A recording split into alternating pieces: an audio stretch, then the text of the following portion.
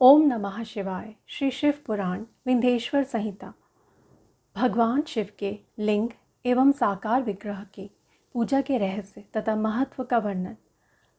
सूची कहते हैं, शौनक, जो श्रवण, कीर्तन और मनन इन तीनों साधनों के अनुष्ठान में समर्थ ना हो, वह भगवान शिव के लिंग एवं मूर्ति की स्थापना करके नित्य उसकी पूजा करे तो संसार सागर से पार हो सकता है।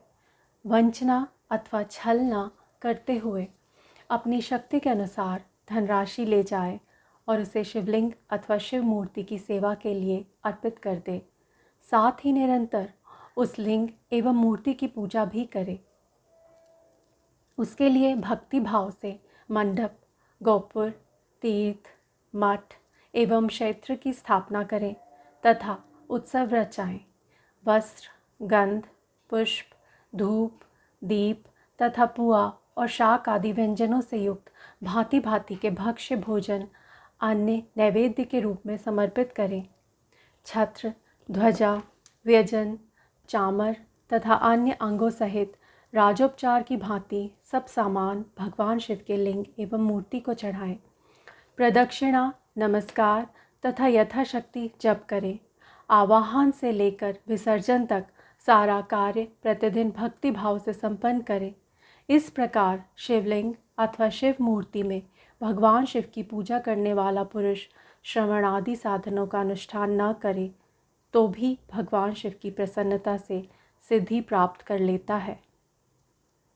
पहले के बहुत से महात्मा पुरुष लिंग तथा शिव मूर्ति की पूजा करने मात्र से भवबंधन से मुक्त हो चुके हैं। ऋषियों ने पूछा, मूर्ति में ही सर्वत्र देवताओं की पूजा होती है, लिंग में नहीं, परंतु भगवान शिव की पूजा सब जगह मूर्ति में और लिंग में भी क्यों की जाती है? सूची ने कहा, मुनीश्वरों, तुम्हारा यह प्रश्न बड़ा ही पवित्र और अत्यंत अद्भुत है। इस विषय में महादेव जी ही वक्ता हो सकते हैं। दूसरा कोई पुरुष कभी और कहीं भी इसका प्रतिपादन नहीं कर सकता। इस प्रश्न के समाधान के लिए भगवान शिव ने जो कुछ कहा है और उसे मैंने गुरुजी के मुख से जिस प्रकार सुना है, उसी तरह क्रमशः वर्णन करूँगा। एकमात्र भगवान शिव ही ब्रह्म रूप होने के कारण निष्कल, निराकार कहे गए हैं। रूपवान होने के कारण उन्हें सकल भी कहा गया है, इसलिए वे सकल और निष्कल दोनों ही हैं। शिव के निष्कल, निराकार होने के कारण ही उनकी पूजा का आधारभूत लिंग भी निराकार ही प्राप्त हुआ है। अर्थात शिवलिंग शिव के निराकार स्वरूप का प्रतीक है। इसी तरह शिव के सकल या साकार होने के कारण उनकी पूजा का आधारभूत विग्रह साकार प्राप्त होता है। अर्थात शिव का साकार विग्रह उनके साकार स्वरूप का प्रतीक होता है। सकल और अकल समस्त अंग आकार सहित साकार और अंग आकार से सर्वदा रहित निराकार रूप होने से ही वे ब्रह्म शब्द से कहे जाने वाले परमात्मा हैं। यही कारण है कि सब लोग लिंग निराकार और मूर्ति साकार दोनों में ही सदा भगवान शिव की पूजा करते हैं। शिव से भिन्न जो दूसरे दूसरे देवता हैं, वह साक्षात ब्रह्म नहीं है, इसलिए कहीं भी उनके लिए निराकार लिंग नहीं उपलब्ध होता। पूर्व काल में बुद्धिमान ब्रह्मपुत्र सनत कुमार मुनि ने मंदराचल पर नंदकेश्वर से इसी प्रकार का प्रश्न किया था। सनत कुमार बोले, भगवान, शिव से भिन्न जो देवता हैं, उन सब की पूजा के लिए सर्वत्र प्रायः वैर अर्थात मूर्ति मात्र ही अधिक संख्या में देखा और सुना जाता है। केवल भगवान शिव की ही पूजा में लिंग और वैर दोनों का उपयोग देखने में आता है। अतः कल्याणमय नंदकेश्वर, इस विषय में जो तत्व की बात हो उसे मुझे इस प्रकार बताइए जिससे अच्छी तरह समझ में आ जाए। नंदकेश्वर ने कहा, निष्पाप ब्रह्म कुमार, आपके इस प्रश्न का हम जैसे लोगों के द्वारा कोई उत्तर नहीं दिया जा सकता, क्योंकि यह गोपनीय विषय है और लिंग साक्षात ब्रह्म का प्रतीक है। तदापि आप शिव भक्त हैं, इसलिए इस विषय में भगवान शिव ने जो कुछ बताया है उसे ही आपके समक्ष कहता हूँ।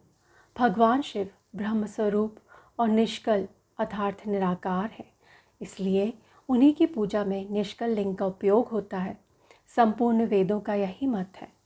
सनत कुमार बोले, महाभाग योगींद्र, आपने भगवान शिव तथा दूसरे देवताओं के पूजन में लिंग और वैर के प्रचार का जो रहस्य विभाग पूर्वक बताया है वह यथार्थ है।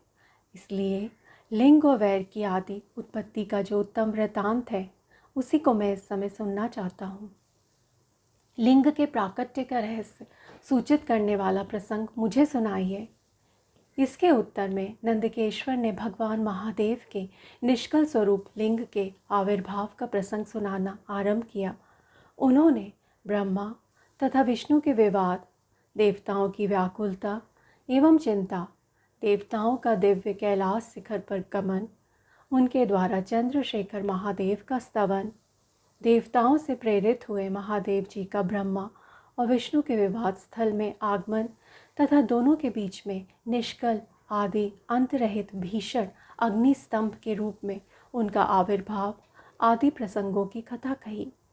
तदनंतर श्री ब्रह्मा और विष्णु दोनों के द्वारा उस ज्योतिर्मय स्तंभ की ऊंचाई और गहराई का था लेने की चेष्टा एवं केतकी पुष्प के शाप, वरदान आदि के प्रसंग भी सुनाए। ओम नमः शिवाय। इति अध्याय 5-6। ओम नमः शिवाय।